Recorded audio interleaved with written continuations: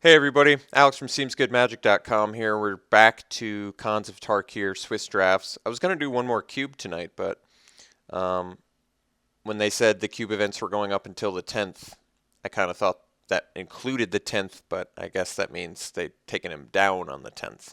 But apparently holiday cubes are coming in 1 week, so I'll probably be doing some cube drafts then. I think we're just taking the Wooded Foothills here for all the ticket value you could possibly imagine. Passing Raider Spoils, one of my favorite cards in the set. I'm going to look at Wooded Foothills is worth these days. Still worth about 3 tickets, so we'll take it. Passing Raider Spoils, Temer Charm rather, excuse me, Feat of Resistance. Nothing else crazy in here besides those. Okay, follow-up pick. Well, what do I like in here? I like the Ride Down. I like the Alabaster Kieran. I like the Grizzly. Smite's good. Ride Down's pretty good removal. Pretty dirty in certain spots. If I take it, I can still be Jeskai or Mardu. It's probably the strongest card in this pack. It's also very colorful, the most colorful card in this pack. I don't have a problem taking it, I guess. It's probably strong enough to take here.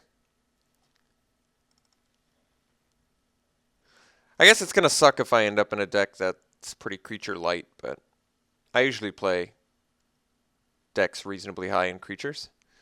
Okay. So options here, we've got Become Immense, which is very good. Naya is not an archetype in this format. Ponyback Brigade, which is good. Still works pretty good with Ride Down. Dead Drop, which is also very good. If you can cast it. So if I want to make the Ride Down work, the green picks are kind of out. Unless I'm going 4-color, which I don't really want to do. I usually don't like doing. I could just take the Dead Drop or the Ponyback Brigade. Either of those options are fine. I just got off a tokens deck, so I guess I'd like to try something a little bit different. I think we'll take the Dead Drop. It's a pretty reasonable removal spell. Alright, so now we can take Einok Bondkin. There's also Bloodfire Expert. Both are pretty good. Bitter Revelation is cool with Dead Drop. Treasure Cruise, of course, a good card. I think we're probably just taking the Bondkin. It's a nice solid 2-drop. Okay, so Hateblade's an option. It's a little bit less good if black is the splash color, but red could also be the splash color, so got both of those options.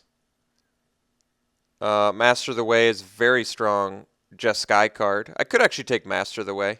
Start moving into Jeskai.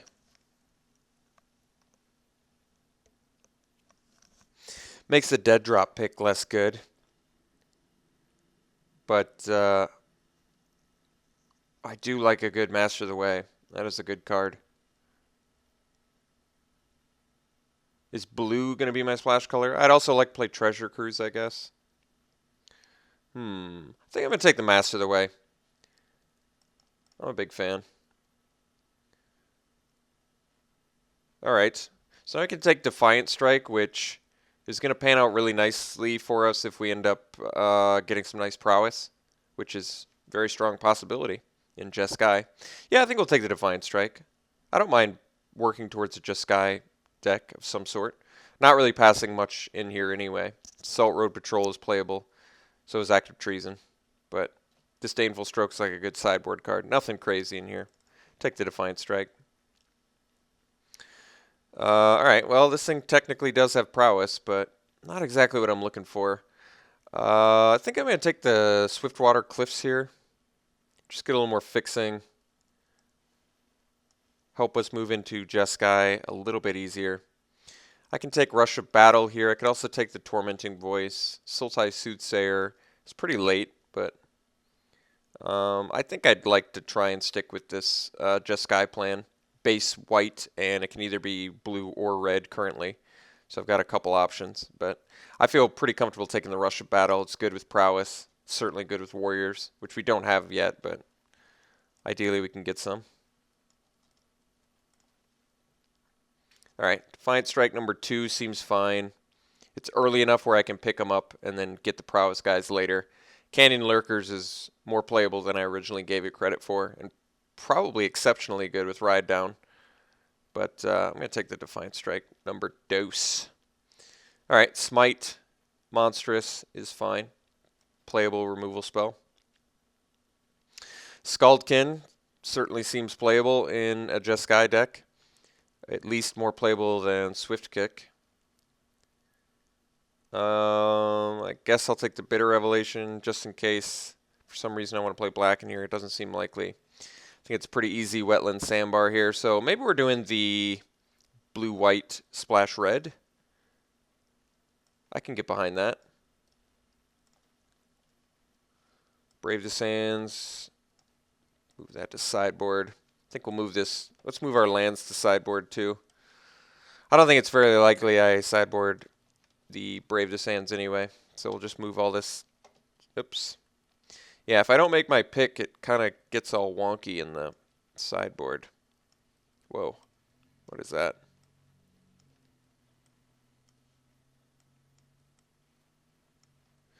All right.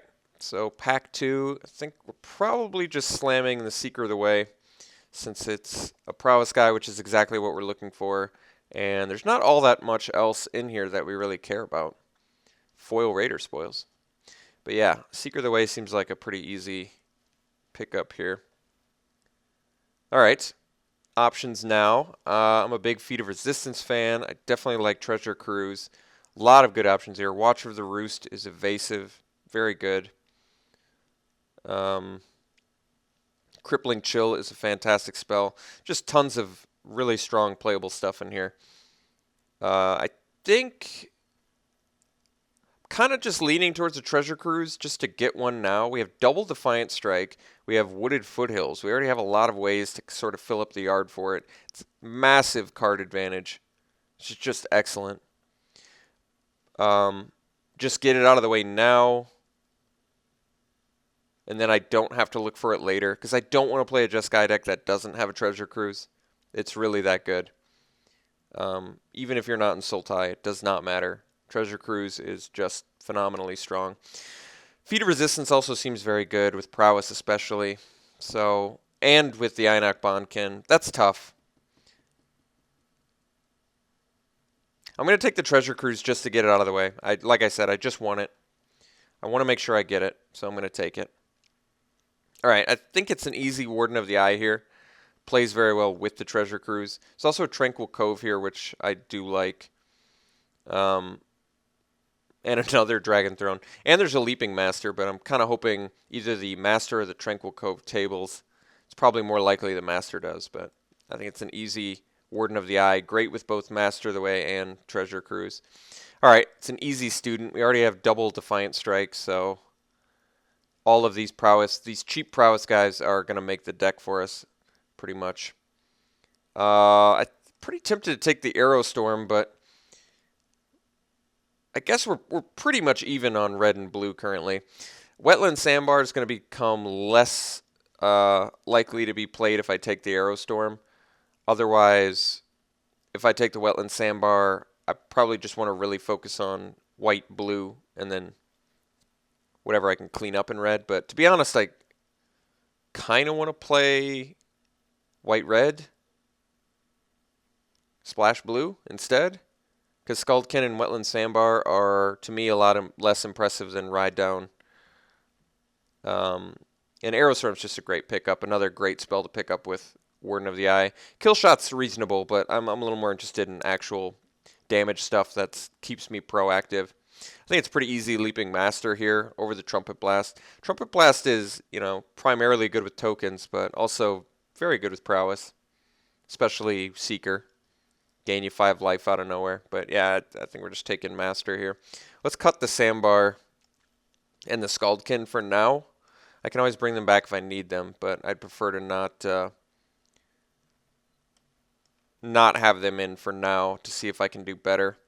Currently only at 13 picks though, and it looks like we're dudding on this pack. I could take the Wetland Sandbar, but I'm actually going to hate the Armament Core because Armament Core is a phenomenally powerful spell. I could also take the Bloodfell Caves to splash for dead drop, but I don't like it. It's not my deck style, not the way I like to build decks. I like to be a little more proactive. Snowhorn Rider is like another thing. Wooded Foothills, I could find the green source, but I don't really like it in this deck. I can take the Flock, which is fine, but nothing special. I need to change this curve a little bit here. Yeah, so Flock, I mean, Erase is like sideboard strictly. I think I'll take the Flock. It's actually not that great for us, but just in case I need it, I'll take it. Bloodfire Mentor can block well, but doesn't attack all that well. Mardu Hateblade doesn't seem like a very realistic option in here. Briber's Purse is playable, but not really what I'm looking for. It's kind of same thing with Dragon Throne. This doesn't really strike me as a Dragon Throne deck. I think I'm just going to take the Set Adrift in case I need more removal for some reason. Well, I did Table of Canyon Lurkers, which is still very playable in here, so we'll take it. Rush of Battle number 2 is unnecessary. We'll easily take the Tranquil Cove, which is nice fixing for us. Those Dragon Thrones are just going round and round. I've played them. I think I like that card a lot more than most people do, obviously, since they're rares and they're tabling. But, yeah, I think they're fine. I don't have any problems with them. I'm just not interested in them in this deck, although they're pretty sweet with the Canyon Lurkers. All right, I'm not going to play Siegecraft, although it is decent with prowess. Not really what I'm looking for, so we're 16 cards deep, which means this next pack has to yield 7 cards. Or 6 cards, I guess, if we play 18 lands, which I usually do, especially with card advantage. So I likely just need 6 cards out of this next pack. 7 I'd hope for, so I can update or upgrade Monastery Flock. Everything else looks fine. We have a pretty good amount of cheap stuff already, which is nice. Horde Ambusher is fine. Highspire Mantis, I think, might be just the pick, though. I like the evasiveness. Fits our curve slightly better. I am a big Horde Ambusher fan, though. Not much to say, about it. It's really, for me, it's Highspire Mantis versus Ambusher, and I think I'd rather just have the flyer. So let's do that.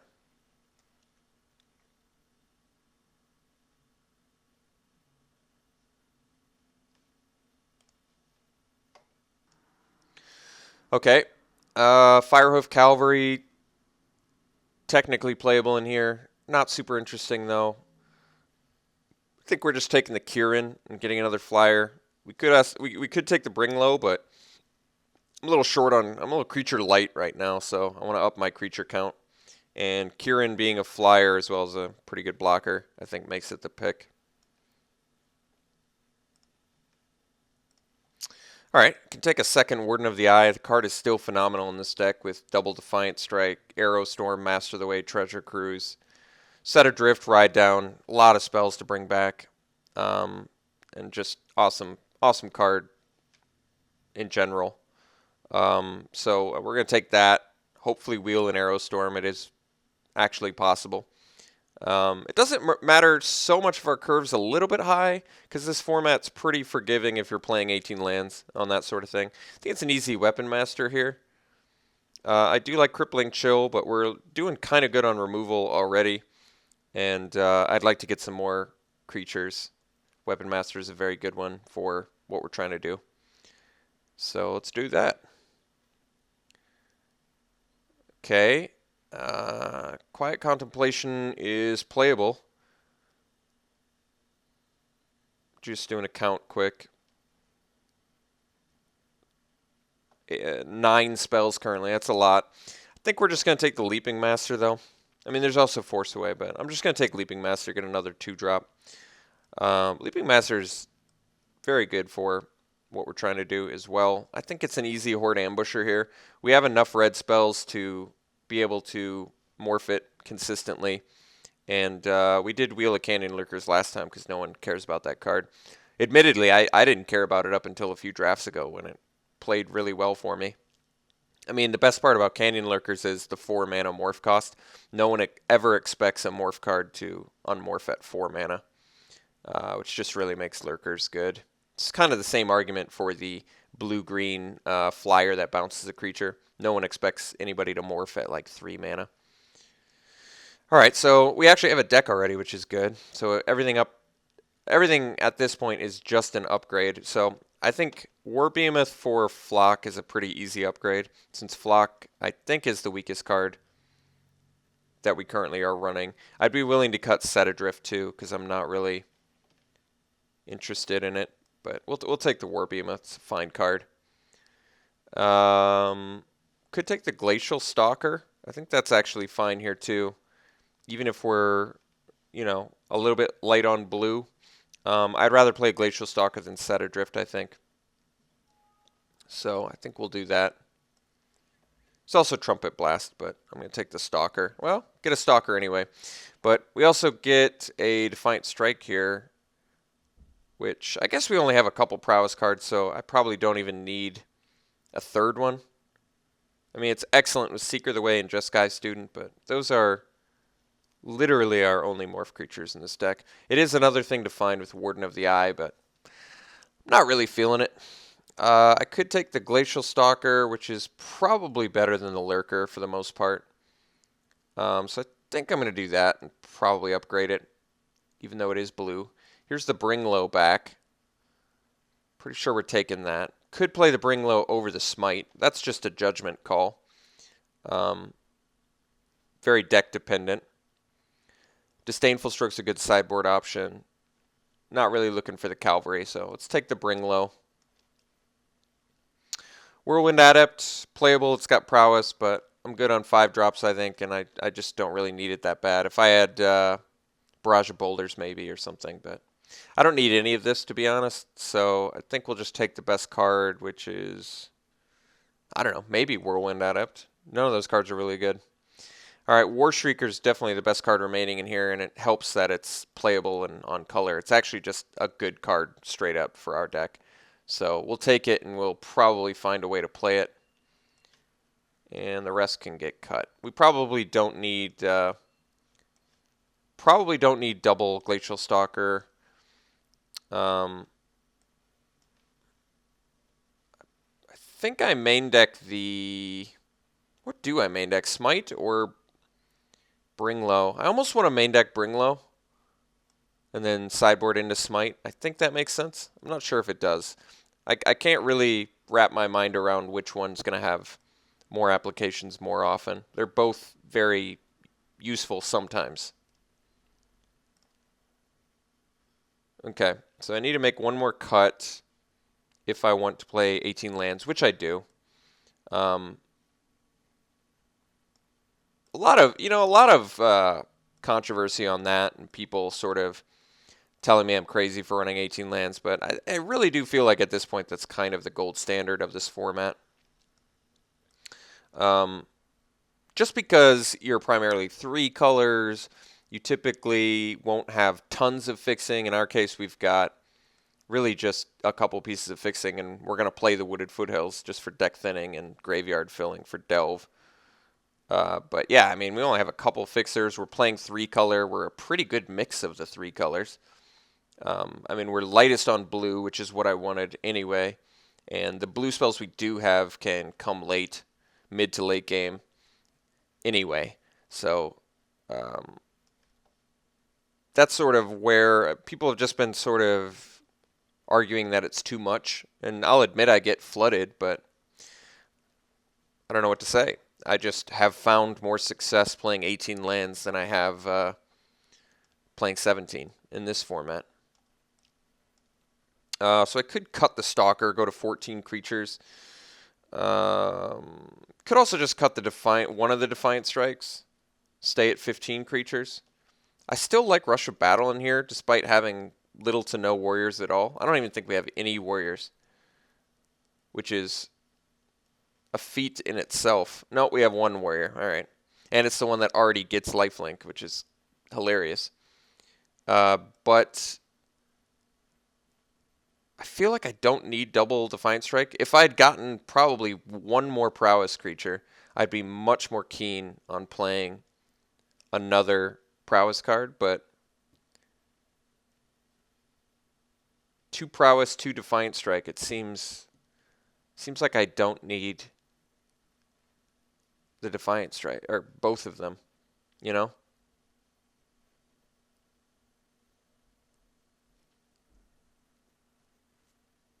I think I'm cutting one Defiant Strike. So I didn't get the Feat of Resistance back. What did I take over the Feat of Resistance again? I believe I took Treasure Cruise, and we never did see another Treasure Cruise again. So it was really, do you want to play with a deck that's got Feat of Resistance, or do you want to play a deck that's got Treasure Cruise? And the correct answer is I want to play a deck that has both, absolutely, but I could only have one or the other. And I made a judgment call and decided that the card draw of Treasure Cruise, the card advantage, was more important than the awesome combat benefit of Feat of Resistance, because that card is phenomenal as well. Awesome with prowess. But that's sort of the strength of the Jeskai deck from what I've found, is you get to really go out of the gate strong. Like, we've got a very good amount of 2-drops. We have some, enough removal and disruption. And it's got like, but the added benefit, in my opinion, of the Jeskai deck is they have a great late game plan. Like, my late game plan with Treasure Cruise, Master, double Warden of the Eye, I've just got ways to renew really powerful spells in my deck. And so that's sort of the benefit. If they lock up the board, if you're playing against an opponent who manages to lock up the board and kind of stalemate it for a while, if you're playing Abzan sometimes, if you're playing Mardu, you can just be dead in the water.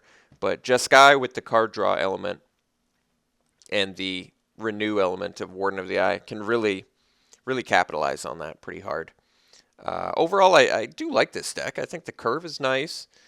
Like I said, we don't have that much blue, and it just so happened the two pieces of fixing we get us blue. So we can probably get away with, I'd probably like to do 5 blue sources. I've got 5 or 6 spells that require blue, so it feels like 5 is actually the least amount I can do. And it seems like they're agreeing with me on that. So it would be 8 sources of red, 7 sources of white, 5 sources of blue. I guess I'm a little bit concerned about that many sources of white, so I have to look again. I think because all of our cheap, well, I guess we have a mix of white and red as our cheap creatures, so this deck could fall victim to that problem. Could have used one more piece of fixing for blue. I also have to cut a red source, I guess, for this Wooded Foothills. So, yes, we could have color issues with this deck, but we're running 18 lands, so as long as we can see one of our blue sources, we should be fine. I still think the deck looks good. I like it. Let me sort one more time because this is not sorting quite the way I want it to. Why does it? Okay. Weird. So quite a few 4-drops. These are our morphs and this guy. So this is what our curve looks like. Yeah, I think it looks good. I'd rate this deck probably about 6.5, 7 out of 10 maybe. Double the Warden of the Eye is quite good. I think it's our mana base that hurts it the most. So I have to lower it a little bit because of that. So it's probably more like 6 because our mana base is hurting a little bit. But I still do like this deck. I definitely think it can be successful. So let's go into round 1.